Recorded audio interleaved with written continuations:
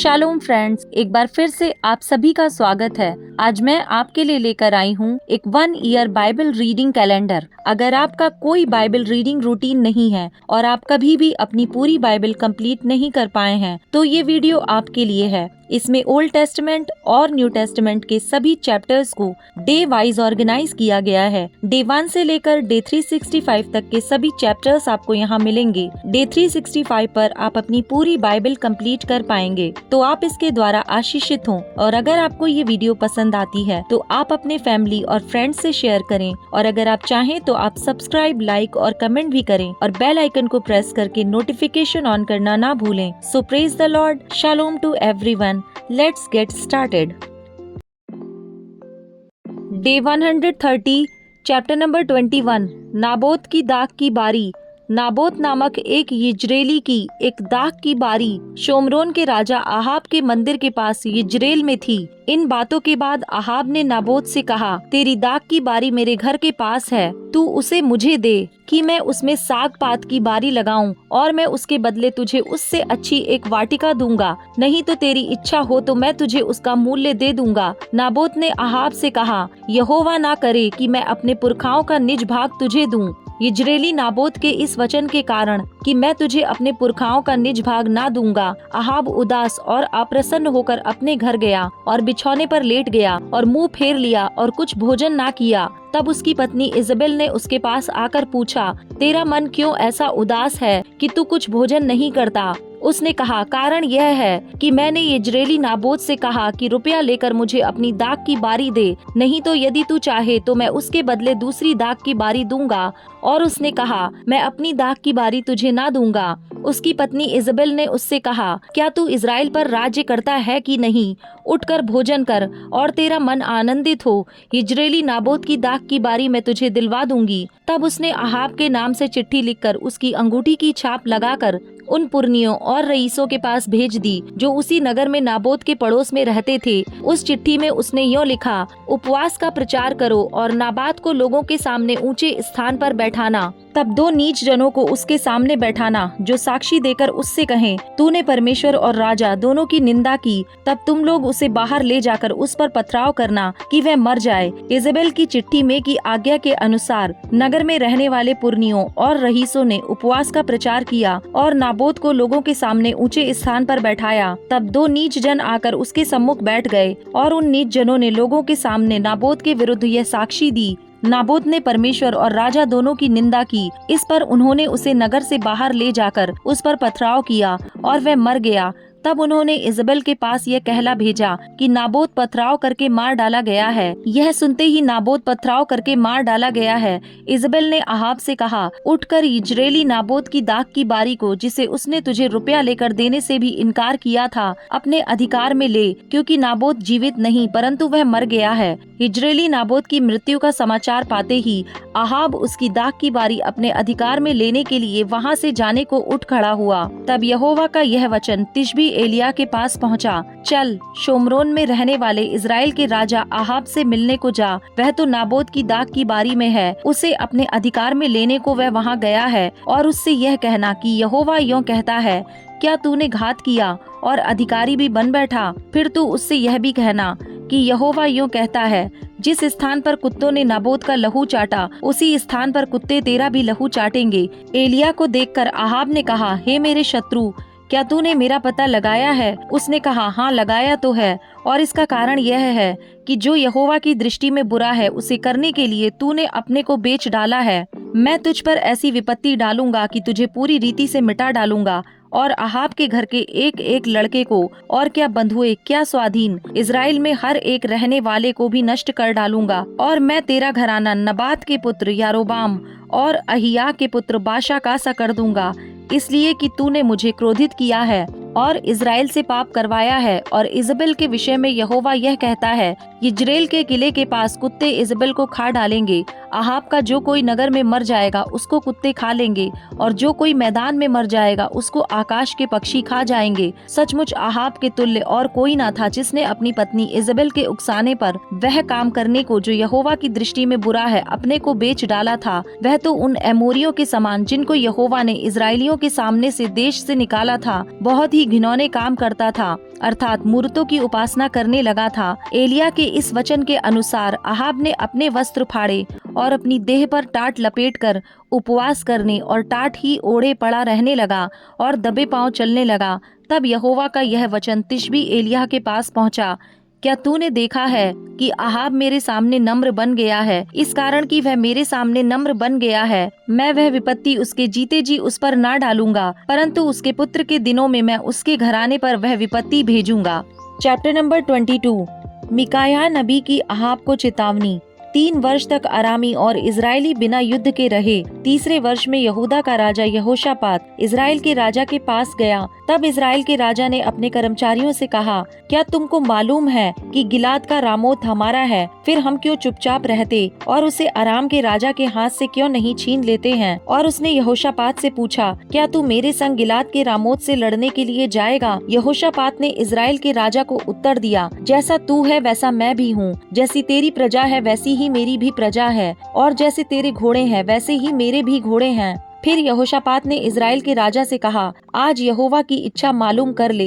तब इजराइल के राजा ने नबियों को, जो कोई 400 पुरुष थे, इकट्ठा करके उनसे पूछा, क्या मैं गिलाद के रामोत से युद्ध करने के लिए चढ़ाई करूं या रुका रहूं? उन्होंने उत्तर दिया, चढ़ाई कर, क्योंकि प्रभु उसको राजा के हाथ में कर देगा। परंतु यहोशापात ने पूछा, क्या यहाँ यहोवा का और भी कोई नबी नहीं है जिससे हम पूछ लें? इजराइल के राजा ने यहोशापात से कहा, हाँ, यिम्ला का पुत्र मिकायाह एक पुरुष और है जिसके द्वारा हम यहोवा से पूछ सकते हैं, परंतु मैं उससे घृणा करता हूँ, क्योंकि वह मेरे विषय कल्याण की नहीं वरन हानि ही की भविष्यवाणी करता है। यहोशापात ने कहा, राजा ऐसा ना कहे। तब इजराइल के राजा ने एक हाकिम को बुलवा कर कहा, यिम्ला के पुत्र मिकायाह को फुर्ती से ले आ। इजराइल का राजा और यहूदा का राजा यहोशापात अपने राजवस्त्र पहने हुए शोमरोन के फाटक में एक खुले स्थान में अपने अपने सिंहासन पर विराजमान थे, और सब भविष्यद्वक्ता उनके सम्मुख भविष्यवाणी कर रहे थे। तब कनाना के पुत्र सिदकिय्याह ने लोहे के सींग बनाकर कहा, यहोवा यो कहता है, इनसे तू अरामियों को मारते मारते नष्ट कर डालेगा। और सब नबियों ने इसी आशय की भविष्यवाणी करके कहा,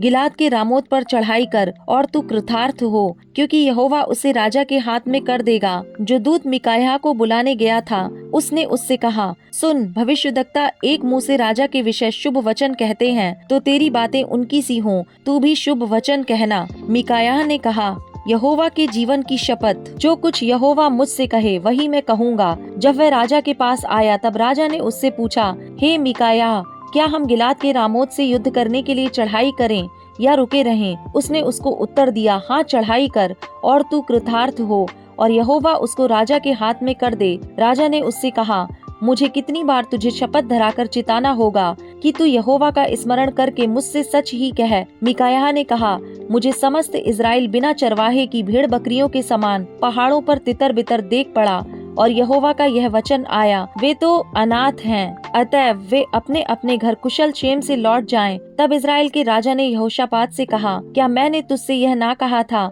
कि वह मेरे विषय कल्याण की नहीं हानि ही की भविष्यवाणी करेगा? मिकायाह ने कहा, इस कारण तू यहोवा का यह वचन सुन। मुझे सिंहासन पर विराजमान यहोवा और उसके पास दाहिने बाएं खड़ी हुई स्वर्ग की समस्त सेना दिखाई दी है। तब यहोवा ने पूछा, अहाब को कौन ऐसा बहकाएगा कि वह गिलाद के रामोत पर चढ़ाई करके खेत आए? तब किसी ने कुछ और किसी ने कुछ कहा। अंत में एक आत्मा पास आकर यहोवा के सम्मुख खड़ी हुई और कहने लगी, मैं उसको बहकाऊंगी। यहोवा ने पूछा, किस उपाय से? उसने कहा, मैं जाकर उसके सब भविष्यद्वक्ताओं में बैठकर उनसे झूठ बुलवाऊंगी। यहोवा ने कहा, तेरा उसको बहकाना सफल होगा, जाकर ऐसा ही कर। तो अब सुन, यहोवा ने तेरे इन सब भविष्यद्वक्ताओं के मुंह में एक झूठ बोलने वाली आत्मा बैठाई है, और यहोवा ने तेरे विषय हानि की बात कही है। तब कनाना के पुत्र सिदकिय्याह ने मिकायाह के निकट जा उसके गाल पर थप्पड़ मारकर पूछा, यहोवा का आत्मा मुझे छोड़कर तुझसे बातें करने को किधर गया? मिकायाह ने कहा,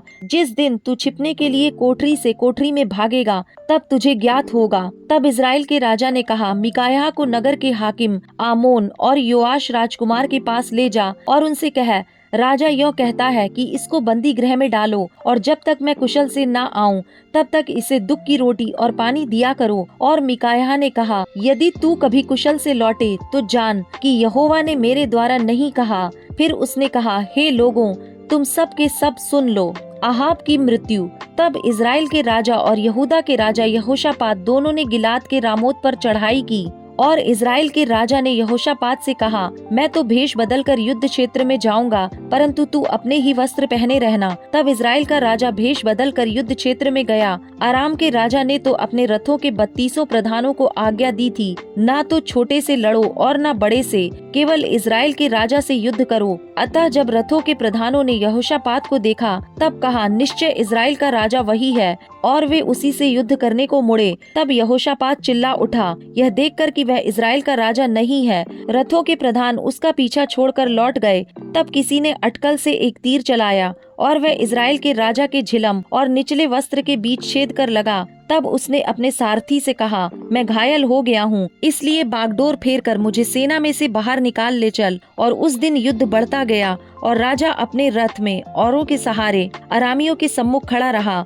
और सांझ को मर गया और उसके घाव का लहू बहकर रथ के पायदान में भर गया। सूर्य डूबते हुए सेना में यह पुकार हुई, हर एक अपने नगर और अपने देश को लौट जाए। जब राजा मर गया तब शोमरोन को पहुंचाया गया और शोमरोन में उसे मिट्टी दी गई। और यहोवा के वचन के अनुसार जब उसका रथ शोमरोन के पोखरे में धोया गया, तब कुत्तों ने उसका लहू चाट लिया। और वेश्याएं यहीं स्नान करती थीं। अहाब के और सब काम जो उसने किए और हाथी दांत का जो भवन उसने बनाया और जो नगर उसने बसाए थे, यह सब क्या इजरायली राजाओं के इतिहास की पुस्तक में नहीं लिखा है? अतः अहाब अपने पुरखाओं के संग सो गया और उसका पुत्र अहज्याह उसके स्थान पर राज्य करने लगा। यहूदा का राजा यहोशापात। इजराइल के राजा अहाब के चौथे वर्ष में आसा का पुत्र यहोशापात यहूदा पर राज्य करने लगा। जब यहोशापात राज्य करने लगा तब वह 35 वर्ष का था और 25 वर्ष तक यरूशलेम में राज्य करता रहा। उसकी माता का नाम अजूबा था, जो शिलही की बेटी थी, और उसकी चाल सब प्रकार से उसके पिता आसा की सी थी, अर्थात जो यहोवा की दृष्टि में ठीक है वही वह करता रहा, और उससे कुछ ना मुड़ा। तो भी ऊंचे स्थान ढाए ना गए। प्रजा के लोग ऊंचे स्थानों पर उस समय भी बलि किया करते थे और धूप भी जलाया करते थे। यहोशापात ने इजराइल के राजा से मेल किया। यहोशापात के काम और जो वीरता उसने दिखाई और उसने जो लड़ाइयाँ की, यह सब क्या यहूदा के राजाओं के इतिहास की पुस्तक में नहीं लिखा है? पुरुषगामियों में से जो उसके पिता आसा के दिनों में रह गए थे, उनको उसने देश में से नष्ट किया। उस समय एदोम में कोई राजा ना था, एक नायब राजकाज का काम करता था। फिर यहोशापात ने तरशीश के जहाज सोना लाने के लिए ओपीर जाने को बनवा लिए, परंतु वे एश्योन गेबेर में टूट गए, इसलिए वहां ना जा सके। तब अहाब के पुत्र अहज्याह ने यहोशापात से कहा, मेरे जहाजियों को अपने जहाजियों के संग जहाजों में जाने दे। परंतु यहोशापात ने इनकार किया और यहोशापात अपने पुरखाओं के संग सो गया और उसको उसके पुरखाओं के साथ उसके मूल पुरुष दाऊद के नगर में मिट्टी दी गई और उसका पुत्र यहोराम उसके स्थान पर राज्य करने लगा। इजराइल का राजा अहज्याह। यहूदा के राजा यहोशापात के 17वें वर्ष में अहाब का पुत्र अहज्याह शोमरोन में इजराइल पर राज्य करने लगा और 2 वर्ष तक इजराइल पर राज्य करता रहा। उसने वह किया जो यहोवा की दृष्टि में बुरा था, और उसकी चाल उसके माता पिता और नबात के पुत्र यरोबाम की सी थी, जिसने इजराइल से पाप करवाया था। जैसे उसका पिता बाल की उपासना और उसे दंडवत करने से इजराइल के परमेश्वर यहोवा को क्रोधित करता रहा, वैसे ही अहज्याह भी करता रहा। John chapter number 3। यीशु और निकोदेमुस। फरीसियों में निकोदेमुस नाम का एक मनुष्य था जो यहूदियों का सरदार था। उसने रात को यीशु के पास आकर उससे कहा, हे रब्बी, हम जानते हैं कि तू परमेश्वर की ओर से गुरु होकर आया है, क्योंकि कोई इन चिन्हों को जो तू दिखाता है, यदि परमेश्वर उसके साथ ना हो तो नहीं दिखा सकता। यीशु ने उसको उत्तर दिया, मैं तुझसे सच सच कहता हूँ, यदि कोई नए सिरे से ना जन्मे तो परमेश्वर का राज्य देख नहीं सकता। निकोदेमुस ने उससे कहा, मनुष्य जब बूढ़ा हो गया तो कैसे जन्म ले सकता है? क्या वह अपनी माता के गर्भ में दूसरी बार प्रवेश करके जन्म ले सकता है? यीशु ने उत्तर दिया, मैं तुझसे सच सच कहता हूँ, जब तक कोई मनुष्य जल और आत्मा से ना जन्मे तो वह परमेश्वर के राज्य में प्रवेश नहीं कर सकता। क्योंकि जो शरीर से जन्मा है वह शरीर है, और जो आत्मा से जन्मा है वह आत्मा है। अचंभा ना कर कि मैंने तुझसे कहा, तुझे नए सिरे से जन्म लेना अवश्य है। हवा जिधर चाहती है उधर चलती है और तू उसका शब्द सुनता है, परंतु नहीं जानता कि वह कहाँ से आती और किधर को जाती है। जो कोई आत्मा से जन्मा है वह ऐसा ही है। निकोदेमुस ने उसको उत्तर दिया, ये बातें कैसे हो सकती हैं? यह सुनकर यीशु ने उससे कहा, तू इजराइलियों का गुरु होकर भी क्या इन बातों को नहीं समझता? मैं तुझसे सच सच कहता हूँ कि हम जो जानते हैं वह कहते हैं और जिसे हमने देखा है उसकी गवाही देते हैं, और तुम हमारी गवाही ग्रहण नहीं करते। जब मैंने तुमसे पृथ्वी की बातें कही और तुम विश्वास नहीं करते, तो यदि मैं तुमसे स्वर्ग की बातें कहूँ तो फिर कैसे विश्वास करोगे? कोई स्वर्ग पर नहीं चढ़ा, केवल वही जो स्वर्ग से उतरा, अर्थात मनुष्य का पुत्र जो स्वर्ग में है। और जिस रीति से मूसा ने जंगल में सांप को ऊंचे पर चढ़ाया, उसी रीति से अवश्य है कि मनुष्य का पुत्र भी ऊंचे पर चढ़ाया जाए, ताकि जो कोई उस पर विश्वास करे वह अनंत जीवन पाए। क्योंकि परमेश्वर ने जगत से ऐसा प्रेम रखा कि उसने अपना इकलौता पुत्र दे दिया, ताकि जो कोई उस पर विश्वास करे वह नष्ट ना हो, परंतु अनंत जीवन पाए।